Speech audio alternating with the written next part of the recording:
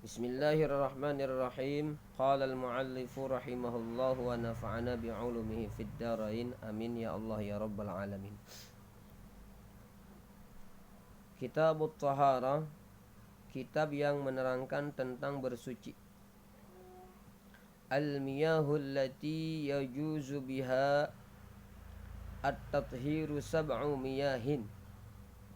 Macam-macam air yang boleh untuk bersuci itu ada 7 macam. Ma'us sama'i, yang pertama air yang boleh untuk bersuci adalah air langit. Air yang turun dari langit, yaitu air hujan. Wa ma'ul bahri, yang kedua adalah air laut. Wa ma'un nahri, yang ketiga air sungai. Wa ma'ul bi'ri, yang keempat air sumur. Wa ma'ul aini, yang kelima air mata air. Wa ma'ut thalji, yang keenam air salju. Wa ma'ul barodi, dan yang ketujuh air empun. Hadirin rahimakumullah, dari ketujuh macam air tadi dapat kita ringkas sebagai berikut, bahwasanya segala macam air yang bersumber dari bumi atau yang turun dari langit ini dapat dipakai untuk bersuci. Adapun dalilnya, dasar kebolehan bersuci dengan menggunakan air-air tersebut ya, yang tadi disebutkan tadi, di antaranya yang pertama berdasarkan firman Allah Subhanahu wa taala surah Al-Anfal ayat 11. A'udzu billahi minasyaitonir rajim. Wa yunazzilu 'alaikum minas sama'i ma'al liyutahhirakum bih. Dan Allah menurunkan kepadamu hujan dari langit untuk mensucikan kamu dengan air hujan itu. Adapun mengenai dalil dari hadis Nabi kita Muhammad SAW, di antaranya adalah hadis yang diriwayatkan oleh sahabat Abu Hurairah radhiyallahu anhu, bahwasanya ia berkata, seseorang bertanya kepada Rasulullah SAW. Katanya, wahai Rasulullah, kami naik perahu, yakni berlayar, kemudian di lautan, dan hanya membawa sedikit air. Bila air itu kami pakai untuk berwudu, maka kami akan kehausan ya Rasul. Lantas, apakah kami boleh berwudu dengan air laut? Maka Rasulullah SAW bersabda, huwa tahuru ma'uhu al-hillu maitatuhu, rawahul khamsah, wa qala at-Tirmidzi hadza hadisun hasan. Bahwasanya laut itu suci, kata Nabi kita Muhammad SAW, dan mensucikan airnya. Al-hillu maitatuhu, dan halal bangkainya. Hadis riwayat Imam 5, Imam Khamsah, dan Imam At-Tirmidzi berkata bahwa hadis ini adalah hadis hasan sahih. Berikut daripada dalil dari ketujuh macam air yang disebutkan tadi. Tsummal miyahu ala arba'ati aqsamin. Kita lanjutkan ke kajian berikutnya. Kemudian macam-macam air tersebut ini dibagi kepada arba'ati aqsamin, dibagi kepada 4 bagian. Tahirun mutahhirun ghairu makruhin, wa huwal ma'u al-mutlaq. Wa tahirun mutahhirun makruhun, wa huwal ma'ul mushammasu. Wa tahirun ghairu mutahhirin, wa huwa al-ma'ul musta'malu wal mutaghayyiru bima khalatahu min at-tahirati. Wa ma'un najisun, wa huwa alladhi halat fihi najasatun, wa huwa dunal qullataini aw kana qullataini fa aktsara fataghayyara. Wal qullatani khamsumi'ati ritlin baghdadiyin taqriban fil asahi. Kemudian macam-macam air tersebut ya, dari ketujuh macam ini dibagi kepada 4 bagian. Yang pertama, suci dan mensucikan, ghairu makruhin, dan tidak makruh pemakaiannya.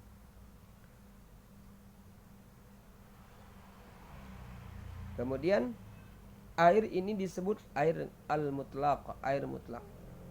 Yang kedua, air suci dan mensucikan, tapi makruh dipakai ya, untuk bersuci, yaitu air yang telah terkena panas matahari atau yang disebut air musta'mal.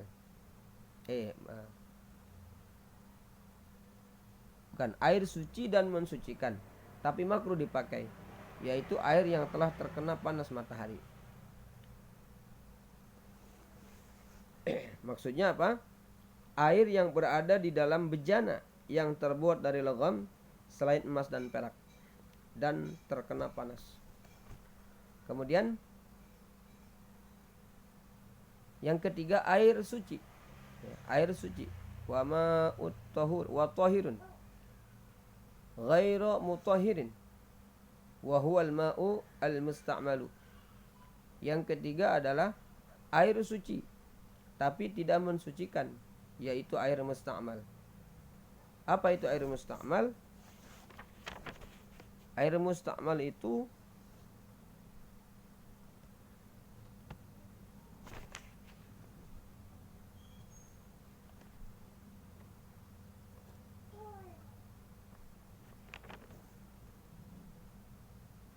air yang telah dipakai untuk mensucikan hadas.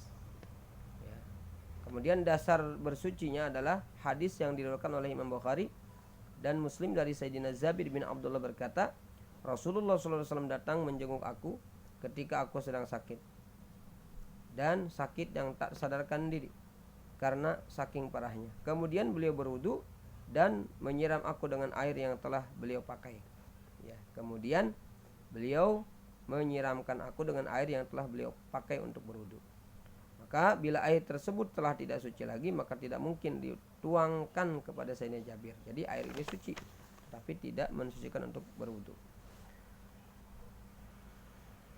Yang keempat, air najis. Ya, wa ma'un najisun, air najis. Yakni mutan najis, yaitu air yang kurang dari 2 kullah yang terkena najis. Atau air 2 kullah atau lebih kemudian berubah karena najis itu. 2 kullah adalah sekiranya 500 kati menurut ukuran negeri Baghdad dan menurut kaul yang paling sahih.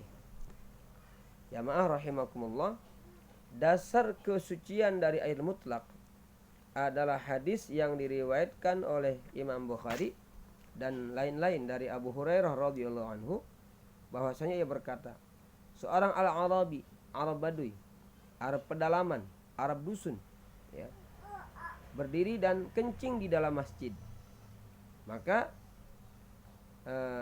orang-orang pun lalu berdiri hendak menghardiknya lah, ngomelin lah bahasa kita mah.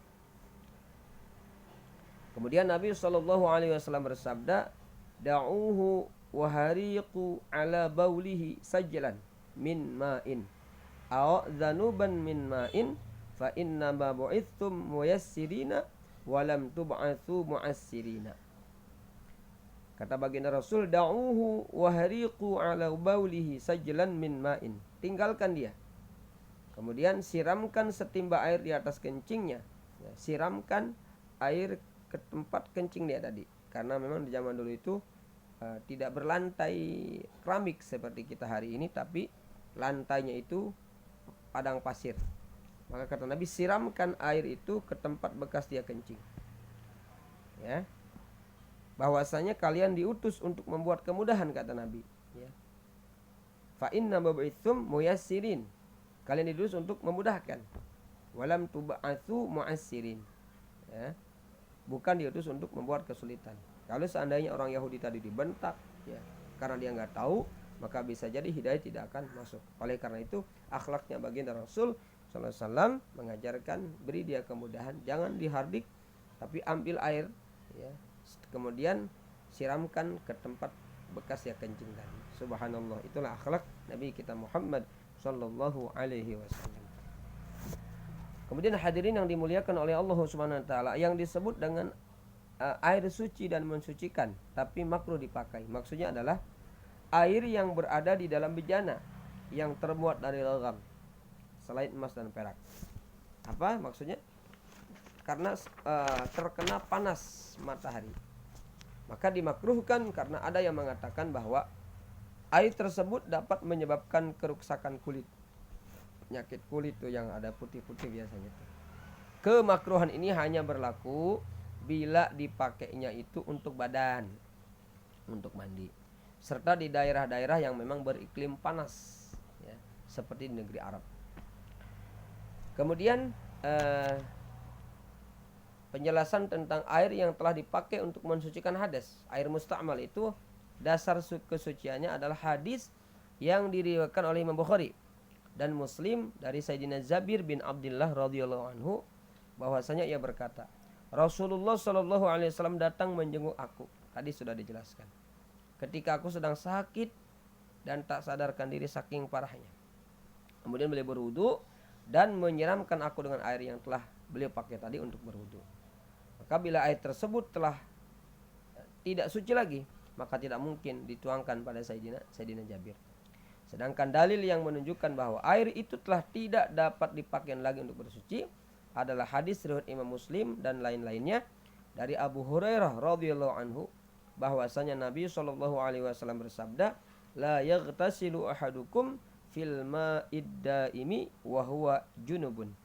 Janganlah seseorang dari kalian mandi di air yang diam, ya, yakni tidak mengalir, sedang ia dalam keadaan junub. Subhanallah. Ketika orang-orang menanyakan, wahai Abu Hurairah, lantas bagaimana ia harus berbuat? Maka beliau menjawab dengan menceduknya, dengan menceduk pakai gayung. Gitu. Dari hadis tadi dapat diambil kesimpulan begini, pengertiannya begini, bahwa mandi mencebur dalam air ini dapat menghilangkan sifat mensucikan air itu sendiri. Sebab apa? Bila tidak, maka tidak mungkin hal itu dilarang oleh Nabi. Tidak mungkin hal itu dilarang oleh Nabi kita Muhammad SAW. Nah, air yang disebut dalam hadis tadi adalah air yang sedikit, yang kurang dari 2 kullah. Ya, menggunakan air tersebut untuk wudu adalah sama saja dengan mandi. Ya, karena keduanya mempunyai maksud yang sama, yaitu menghilangkan hadis. Sedangkan dalil yang keempat, ya, barang-barang suci yang tidak ada hubungannya dengan air seperti teh, ya, kemudian kopi, ya, udah ngopi belum nih? Kemudian sebagainya dah, dan lain sebagainya. Karena apa? Keduanya mempunyai maksud yang sama, yaitu menghilang air ini tidak dapat dipakai lagi untuk bersuci karena tidak mutlak lagi.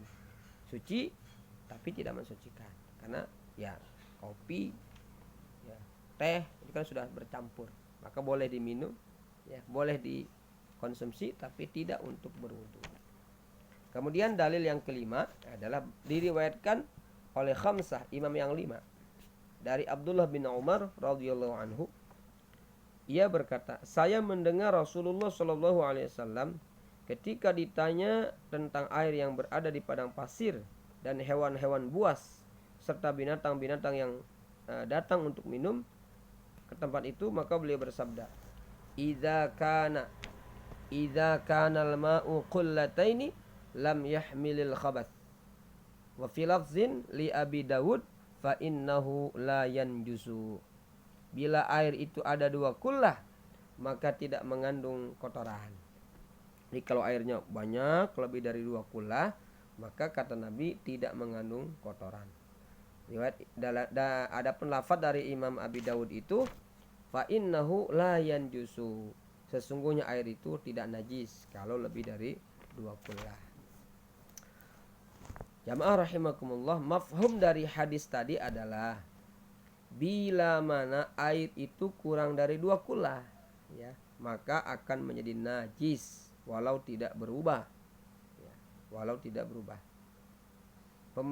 Pemafhuman ini dikukuhkan pula oleh riwayat Muslim dari Abu Hurairah bahwasanya Nabi Shallallahu alaihi wasallam bersabda, "Idastayqadha ahadukum min naumihi fala yaghmis yaduhu fil ina'i hatta yaghsilaha thalathan fa innahu la yadri aina batat yaduhu."